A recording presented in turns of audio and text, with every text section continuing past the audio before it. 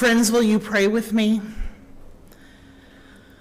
May the words of my mouth and the meditations of all of our hearts be acceptable in your sight, O God, our rock and our Redeemer.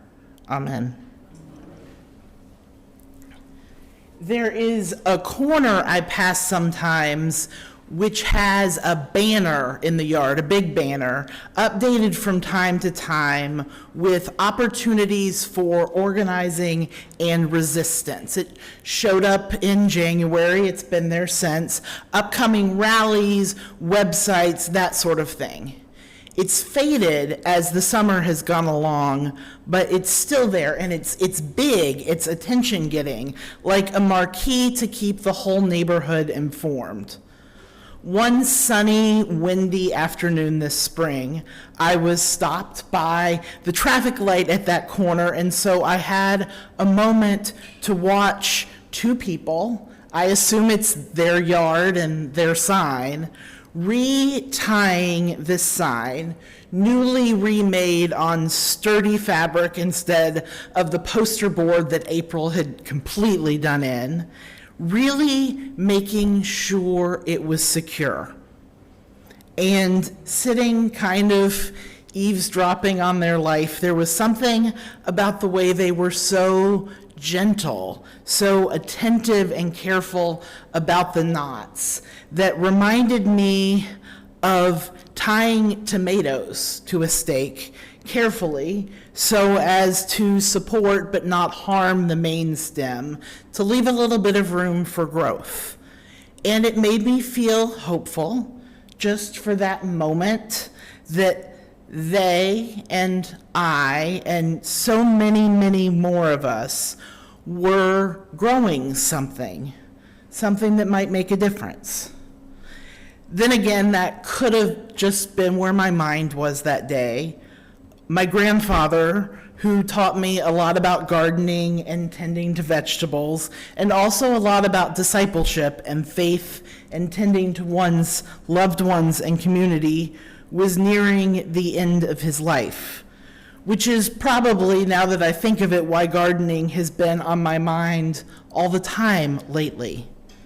I've been thinking about gardening a lot this year, about the actual activity, yes, of growing vegetables and flowers, of cooperating with nature and watching little plant miracles unfold.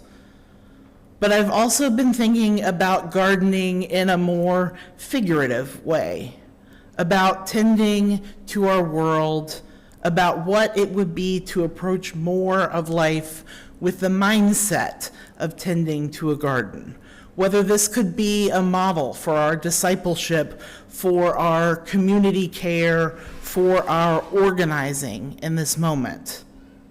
I think God calls us to little diligent acts of co-creation, of cultivation, by which all of us can better survive a harsh season, in which all of us might grow something better, through which the face of the whole earth might just be changed. And right now, when there is so much cruelty and suffering, and so much seems to be falling apart, I am looking for any little green bit of hope. So when I read this passage from Isaiah, with the prophet's promise that God will guide you continually and satisfy your needs in parched places and make your bones strong, and you shall be like a watered garden, like a spring of water whose waters never fail. I can almost feel my thirst being quenched. Scholars generally assume that this portion, the end part of the book of Isaiah, was written in the late 6th century BCE, during the period following the exile in Babylon, as the people traumatized from generations of exile stumble home, find everything destroyed, and try to rebuild. Earlier in this chapter, Isaiah denounces hypocritical fasting and shows of religion that serve to oppress vulnerable people rather than to liberate and rebuild. This passage offers a vision of hope, but also a blueprint for getting to that which is hoped for.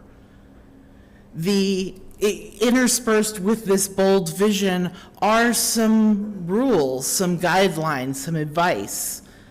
And I don't think in this context that these are rules so much about getting into heaven or earning God's favor or anything like that, so much as just really advice for dealing with the hard realities of here and now. What do we do in the face of enormous uncertainty? What do we do in the face of unrelenting cruelty? What do we do when we see the story take a very wrong turn? How do we, little people that we are, deal with the big moments of history while they are happening?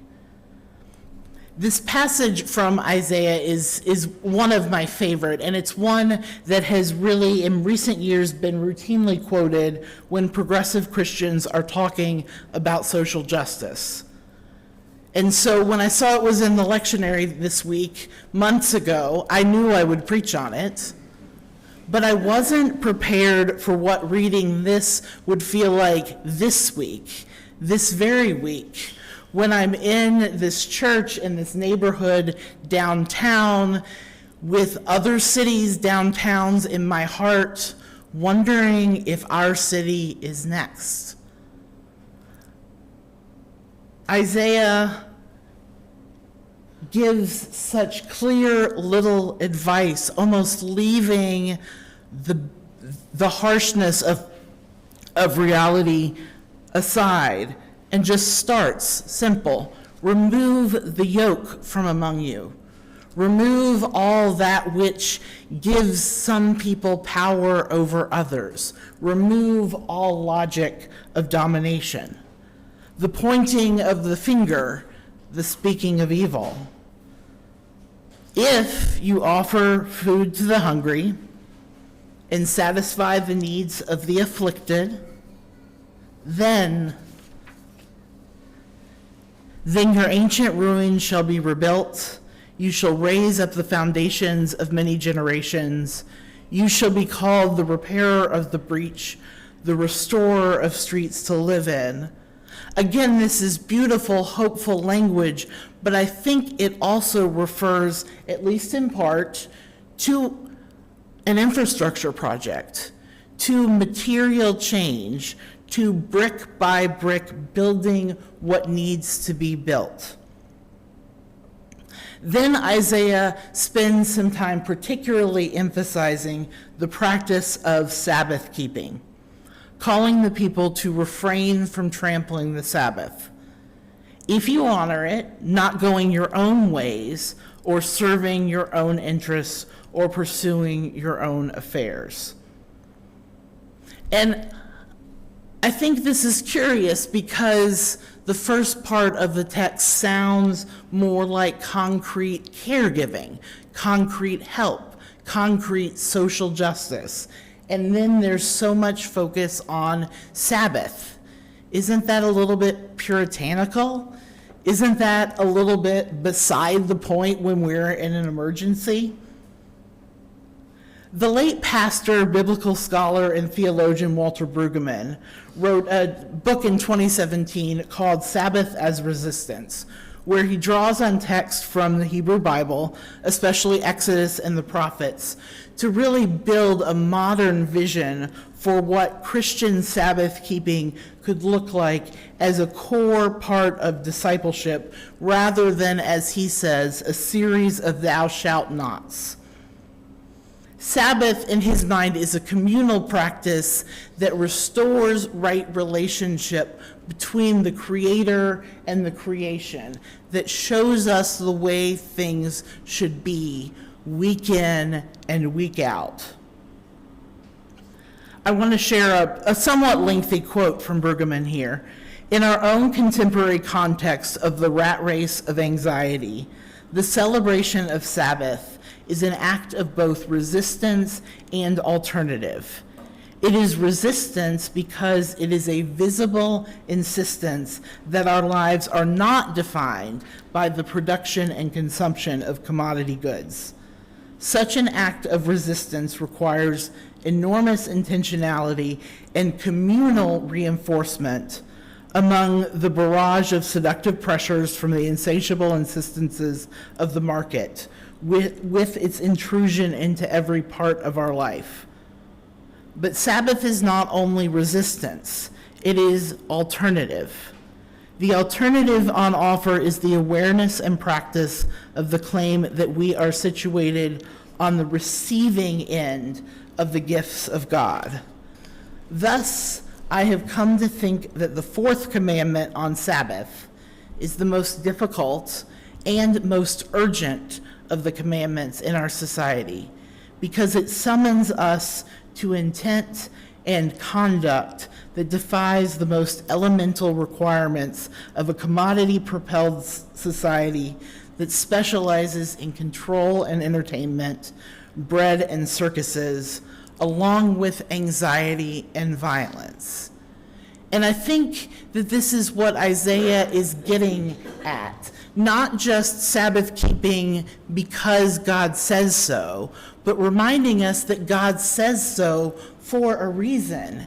And that reason is good for both God and for all of us. I mentioned that I've been thinking a lot about gardening this year, but I should be honest and say that I've been doing more thinking about gardening than actual gardening. Sure, I planted a few things, some earlier than they should have gone in the ground, some later. A lot of the seeds never germinated. I pulled so many weeds, you all, and many, many more weeds are still growing. My tomatoes aren't actually supported the way they should be, and the squash only has support because of those weeds. Life has really gotten in the way of my vision for a well-ordered and bountiful garden. I have not been tending to things with the consistency and care that a thriving garden requires. This is not the first year my garden has looked like this, and it won't be the last. But there are still a few things growing despite my lack of diligence. Brueggemann reminds us that the well-being of creation does not depend on endless work. That's what Sabbath is for. There will be another season to plant and tend and grow, and not just kind of poetically think about it. And we aren't actually looking for perfection, for a new Eden. We're just looking for some greenness and hope of thriving in the real world. And in a moment when dehumanizing language is everywhere and spreading, when there are people in power who want to compare vulnerable people, human beings, to insects and weeds, it is especially important not to let the garden metaphor go down a wrong path. We are seeking to tend, to care for, to build a world that promotes the well-being of every single one of God's children, especially those who are most at the margins now. I know that there are so many people trying to organize and work for change right now. In our spiritual ed, we're going to learn about some resistance efforts. Many people around the country, around the world, either are hard at work. I think even more are in that stage where they've been thinking about it a lot and are maybe ready to start. So many people are doing many different little things, and we hope that they will add up over time. but it's hard right now. We need some hope and vision. We need rest along the way, and we also need sheer stubbornness and persistence, because we don't know what will bloom and what will wither on the vine. I guess what I'm trying to say is that whether our efforts bear good fruit is something that is at the same time both entirely, completely, hopelessly out of our control, and also it is a consequence of our efforts that will only come to anything if many, many of us do our own small, diligent, tender parts. I guess what I think the prophet is saying is keep going. Imagine the best possible world. Really let your imagination get into the details. Imagine a just society, a thriving community, a watered garden. Dream it and then build it. Really concretely build it. Grow and tend a different world. Inch by inch, row by row, step by step, kindness by kindness, day by day, dream by dream. Amen.